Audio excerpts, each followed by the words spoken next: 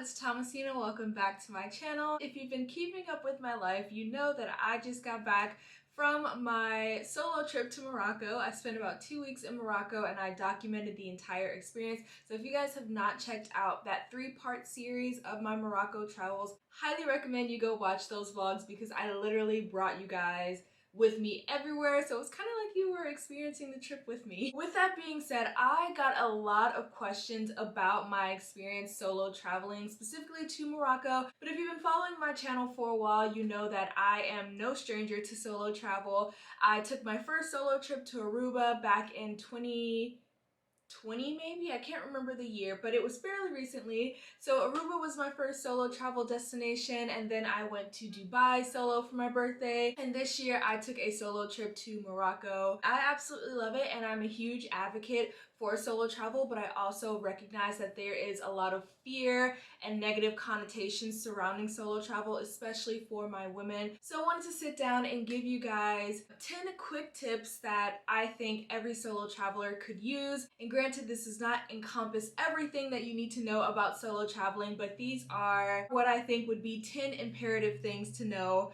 before you set out on your first solo adventure. So let's jump right into it. First things first, this one is a no-brainer, but you want to research the city or country that you are going to. For me, I'm very organized and very detail oriented, so I want to know pretty much every single thing about that city before I get there to make sure I'm not missing anything. So the types of things you want to research what the weather is going to be like during the time that you plan to go. You want to research what languages they speak, what are the main languages, how will you be able to communicate with the natives of that city. You want to research what the currency is. Will you be able to use USD in that city? Will you be able to use Moroccan dirhams in that city? You want to know what kind of money you would be able to utilize and if you would need to do in exchange before getting there. Obviously, you want to be in the know about the political climate. Are certain groups of people treated worse than others? You want to understand what you're walking into, and you want to know, will you be welcomed in that prospective city? It's very important to understand cultural differences that you may encounter when arriving to a new city or country. You want to understand if there are certain clothes that you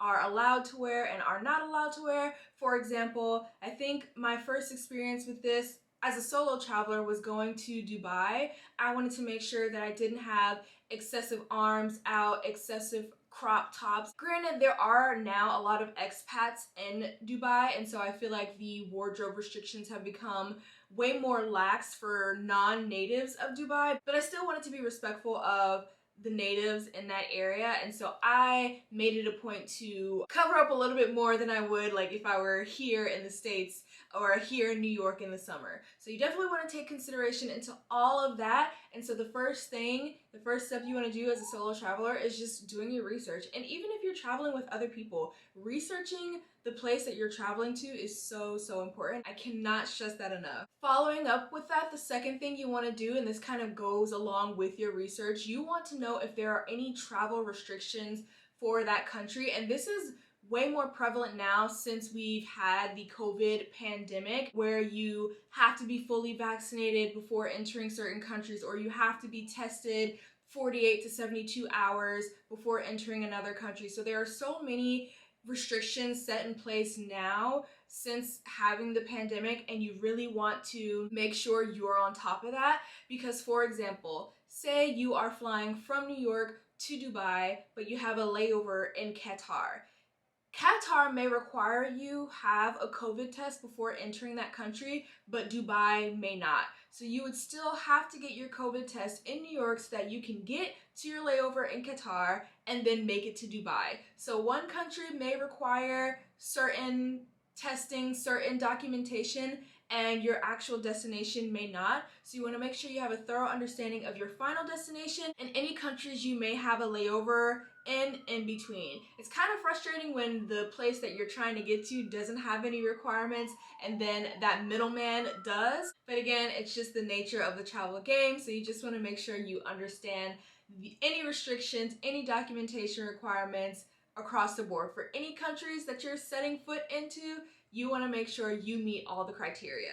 Tip number 3 for all my aspiring solo travelers: Create an itinerary. Now, this is a personal habit of mine, but I think that it just makes your travel so much easier. There are a lot of people who just have the personality type of go with the flow or winging it, which is fantastic. But when you are traveling alone, I feel like it is important to limit the amount of things that could go wrong. And having an itinerary does just that. Having an itinerary makes it easier for you to make sure that you are hitting all the spots that you want to see in that country. You know where you're going, you know when you're going, you have a better understanding of how to get to each of these places because you've already mapped it all out. And of course, you can leave some empty spaces in there for those spontaneous moments in your travel, but I feel like having a set outline of what you plan to experience and how you want your trip to go is very, very helpful and helps to eliminate any, or makes it less likely for things to go wrong. And I know for me as a solo traveler, it can be very anxiety inducing, and especially when you don't know what's going to happen next or where you're going next. And I find that creating an itinerary before each of my trips has given me more seamless travels. It just leaves less room for error. And following up with that, having an itinerary, at least depending on how you decide to create it, but when I create my itinerary, I have the dates of travel, I have my flight information on there, I have my accommodations, like either my hotel, Airbnb, or hostel accommodations on there. I have all of the excursions that I plan to partake in, I have all of the sites that I plan to see. I sometimes even book reservations ahead of time, so I'll have my restaurants on the itinerary as well, and any additional expenses. And so having the itinerary beforehand kind of allows you to guesstimate how much the total trip will cost. And if you are fiscally responsible like me, that is super important because it shows you how much money you have to take out beforehand, and it shows you if you have any flexibility to spend a little more here, spend a little more there, and it allows you to create a kind of cushion of money just in case something were to go wrong. And it's easier to create that cushion if you already know what you're going to spend. And I would say my itineraries are pretty accurate. At the end of the trip, I always end up calculating how much I've spent, and my guesstimate spending amount versus my actual spending amount are always very, very close. And so I find that including the cost breakdown on the itinerary is very helpful as well. And when you're understanding your expenses, it's easier for you to know how much money you need to exchange once you get to that city, because you don't want to exchange too much. And it's not as fun if you exchange too little, because then you have to find another random currency exchange place within the city, and sometimes those may not be located in the safest areas. Again, you'll have to do your research on what method is best depending on what country you're going to, but I personally just prefer exchanging my money at the airport. That way I don't have to worry about it for the rest of the trip. I know that the airport is a safe environment. I know that it is well lit. I know that it is well surrounded, well occupied. There are people around me, so there's less of a chance for someone to rob me, or I don't know, there's less of a chance for anything to go wrong. And also, depending on the country, they have the no fee currency exchanges, and those are usually the ones that I go to because obviously you don't want to be paying more money to exchange the money that you already have. So my preference is to exchange at the airport, but I know some people like to shop around to maybe get a better exchange rate. But for me personally, it's just not worth it to do all that. But again, if you research the country beforehand, a lot of people have travel blog posts that would detail where they feel it's best for you to exchange your money. So maybe you'll come across a blog like that that will tell you exactly where they feel the best currency exchange place is, and then you could just go there. But from my experience, exchanging at the airport has always just been easier for me. Leading into tip number 5, share your itinerary with someone. If you create the itinerary, share it with someone that you trust. I know we are in this age of moving in silence, which y'all really don't do a good job of. But I know everyone wants to move in silence, but I think as a solo traveler, it's so important for at least one person to know where you are. Then you can move in silence after that, but at least one person. Moving into your accommodations once you get there. Understand your personality when it comes to living arrangements. What I mean by that is, most of the time when I'm solo traveling, I book an Airbnb just because it's the most cost effective for me. Hotels, all-inclusive resorts, things like that tend to be more expensive, and I don't want to spend most of my money on accommodations. I would like to spend most of my money on experiences. So I usually book Airbnbs. Of course, I'm looking at the reviews of every Airbnb that I'm checking on. I want to be somewhere that is walking distance from like the main attractions. I want something obviously that's highly rated, but understanding your personality is so important because as a solo traveler, staying in an Airbnb by yourself may be scary. Even if it's in an entire apartment complex, you are still in your little apartment by yourself and you're doing everything by yourself. So that can be intimidating. You don't have anyone waiting on your hand and foot. It's literally as if you're living in your own apartment in a different country. So that can be intimidating for a lot of people. And so for those who need a little bit more hand holding, an all-inclusive resort or a hotel may be more beneficial to you. But of course, you should still be checking those reviews. If you are someone who is low maintenance, and even though you're solo traveling, you are really about making those connections and making friends in new countries, then a hostel may be best for you. For example, I booked a hostel on my last solo trip to Morocco because I knew that I was going to be there for 2 weeks, and 2 weeks is a long time for you to just be by yourself, and I wanted to experience the hostel experience. I wanted to meet new people, make friends, because hostels are really highly rated amongst solo travelers, so I wanted to have that experience. I literally did not last a full 24 hours in my hostel.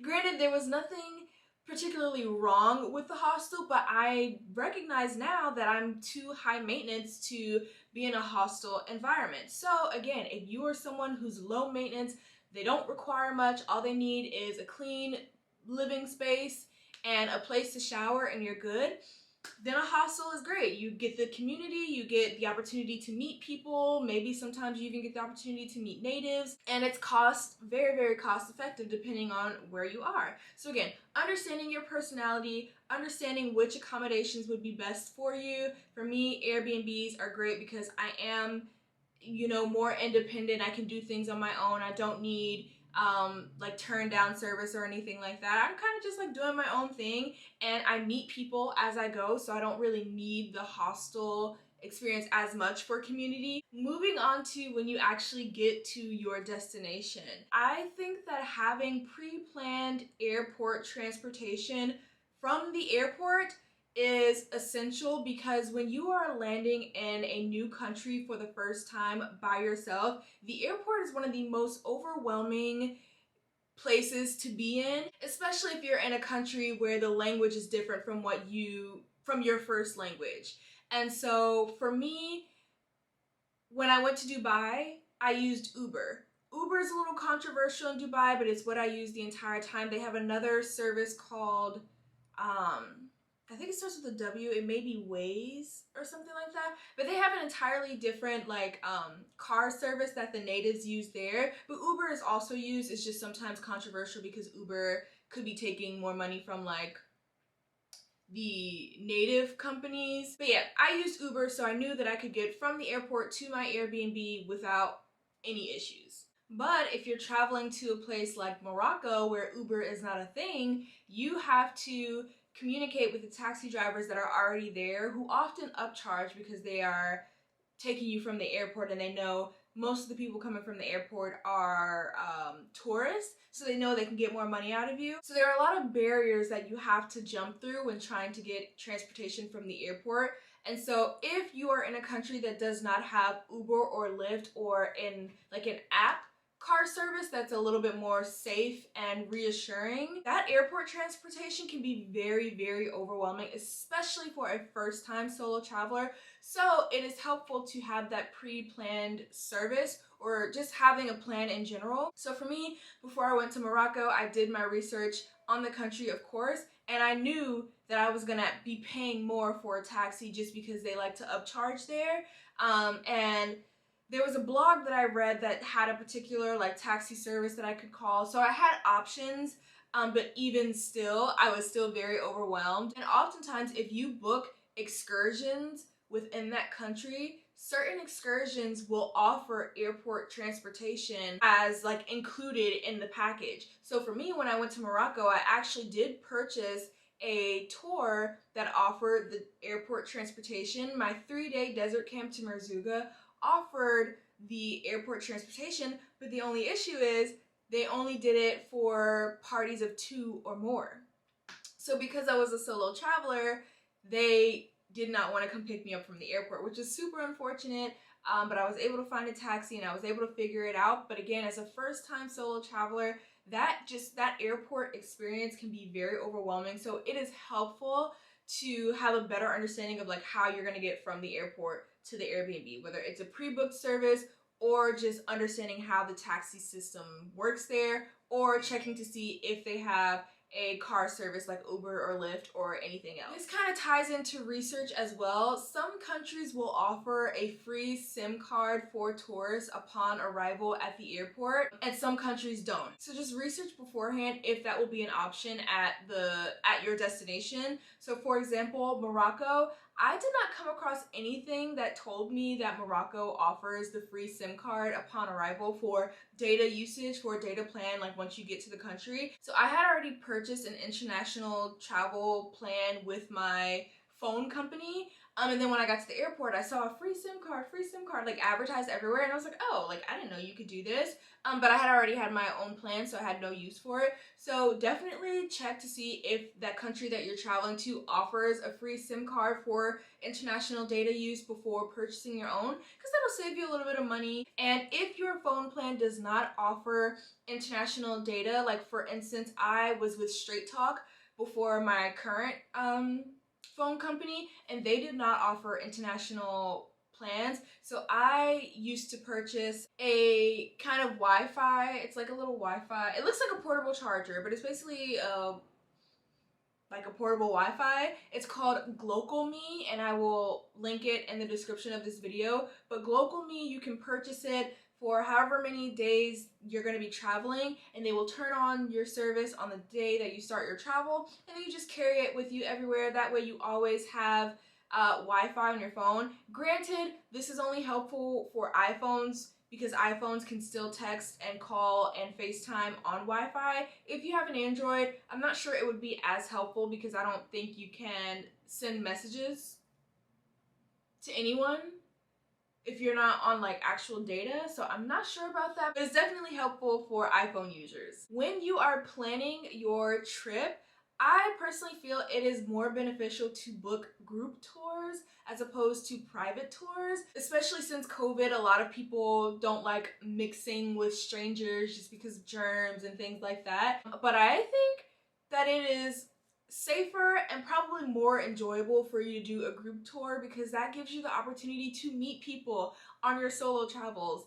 And especially if you're not staying in a hostel, this gives you another opportunity to make connections. And I don't know, but for me personally, I've always been kind of scared to book private tours just because it's just you and the tour guide and anything could happen. So I would just prefer to have other eyes around, which is why I book group tours.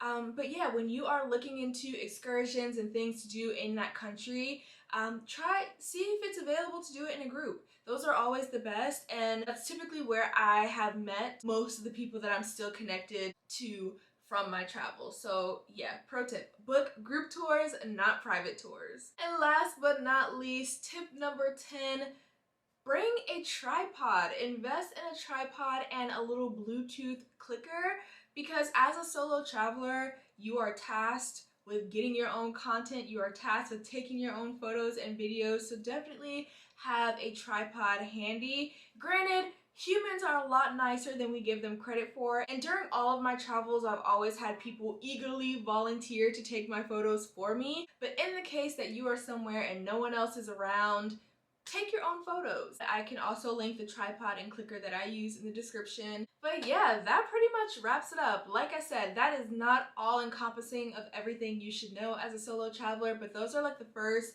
10 things that come to mind.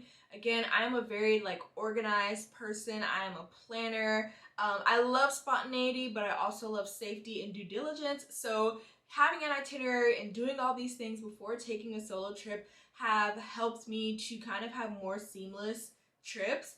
Granted, knock on wood, but I have not had many things go wrong on my solo trips, and I think it's just because I'm very diligent in how I plan. I'm very diligent in the things that I choose to do. So like I said, I'm a major advocate of solo travel, really travel in general, but if you maybe don't have the friends that want to travel with you, or they don't have the flexibility to be able to travel with you, don't let not having someone to do something with prevent you from doing that thing. If you got to do it alone, do it anyway. And so I'm here to encourage you. Take the trip, do the things, buy the things, see the things, do it all, even if you have to do it alone, because you only live once and you don't need to spend that time waiting on other people to experience life. It is here, it's not going anywhere. This is your time to experience it. So if you needed that extra push, that extra encouragement to get you to do the thing, this is me, Thomasina, telling you to take the solo trip. I hope you guys found this video helpful, and I hope that it encouraged you to go out and do all the things that you'd like to do in life. And with that being said, I will catch you guys in the next video. 'Cause I'm not just a pretty girl, I'm more than just a picture. I'm a daughter and a sister.